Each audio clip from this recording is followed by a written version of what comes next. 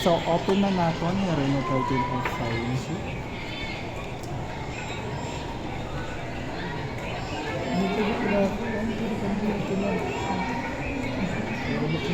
Pakanta. Di ba ang hausa niya pagka-call? This not a black. Graphite gray. So, anti-scratching niya. So, naka-military grade siya. Ang mga pa Oppo Reno 13 5G is naka-military grade.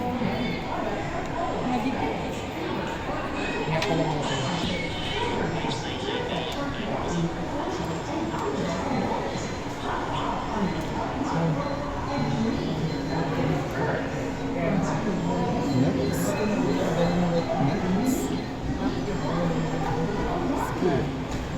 So, set up na natin niya para ma-activate ni Oppo Reno 13 5G. Oh.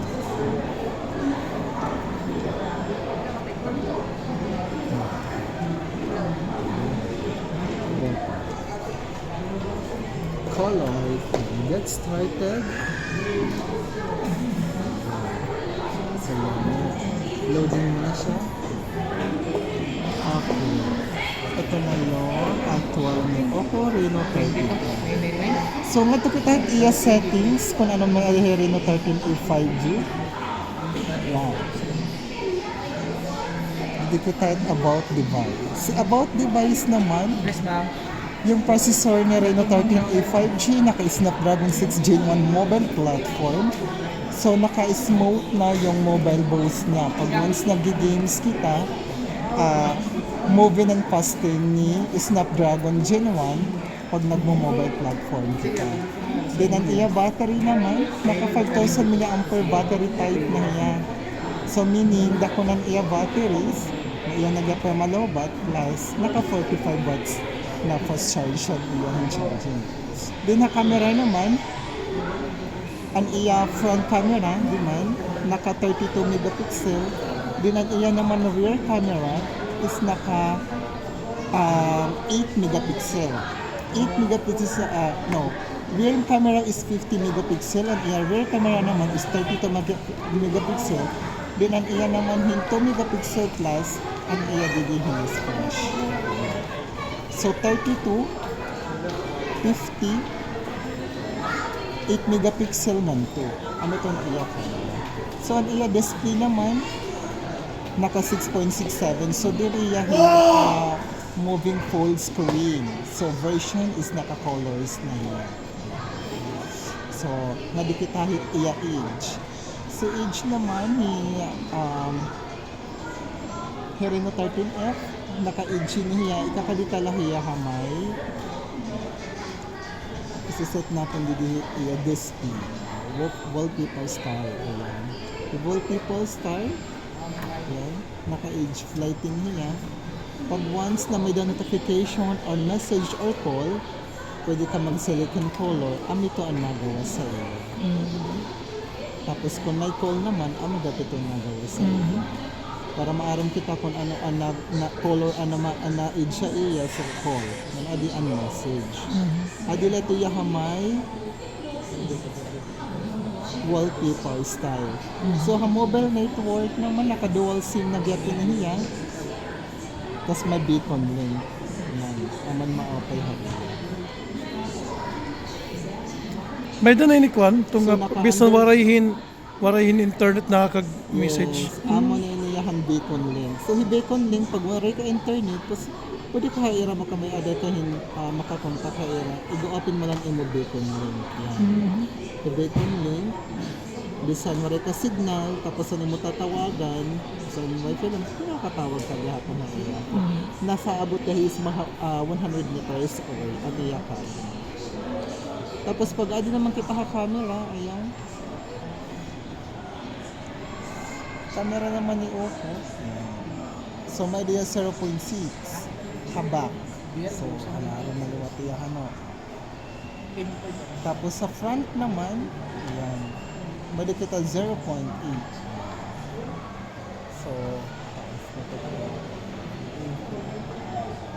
So hamor naman, so adi man kita magamit kita underwater photography. So amin sinisering niya Oppo Reno 13 5G na may underwater photography. So magsiset kita hini pag once nga adto kita ha pool, dito lang kita mga simpa mga magladaan. Ayaw kita dito dagat. Dari niya pwede ha dagat pag magamit kita underwater. So nga di kita ha more, adi niya utrohong ko, adi niya ha may camera. So magsiset up kita, di diyan ha igbaw bago kita ito tubig. So underwater, ayan. So si underwater, pag ato na ka mo ilarom ng tubig, pag magpipicture ka mo, ato na ka mo, magtatry na ka mo pag-log ano, inyo ang iya take a picture. Di may plus button, ini niya. Ikbol yung plus. So take a picture, ayan. So naka-photo take 1 ka na. So kung gusto mo mag-record ka mo ha iyo video ilarom ng tubig, amin na. So magpa-play na itong hiya. So ang iya naman minutes, oras ang iya kaya, nasa 30 minutes lahi. Reno 30 if ang iya kaya, nagato ka mo ha ilarom ng tubig. So now, tapos na ka mo iyohin sa ring pa, puro paggamit ang iyo underwater, i-remove na natin ang tubig. So, Reno 13 5G, ilalang press lang ini natin nga turn screen off, inihiya. Ilalang press lang natin, magawas ito niya ang 3 seconds na number. Ma-remove ng iya water. So, di na itong hiya magawas sa niya water, diri mo na hiya ipapakpak so gadini. So, may dayahin purpose, standard ang iya paggamit ang iya underwater photography. So, di na ito niya. Nga inihiya pagkatapos mo paggamit ang underwater photography, diri mo ya i-charge dayon. No? Tagigihapon niya hinsing pahuway.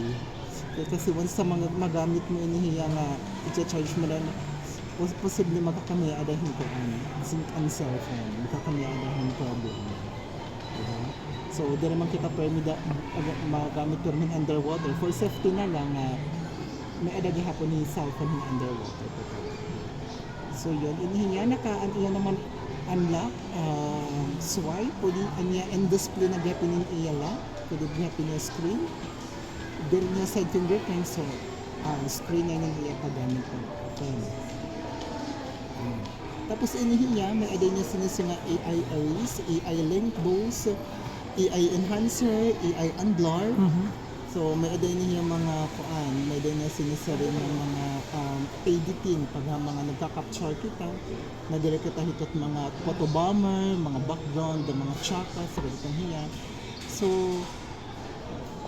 Reno 13 F5G, ito naka-portrait iya so try natin niya, nag-picture kita agree.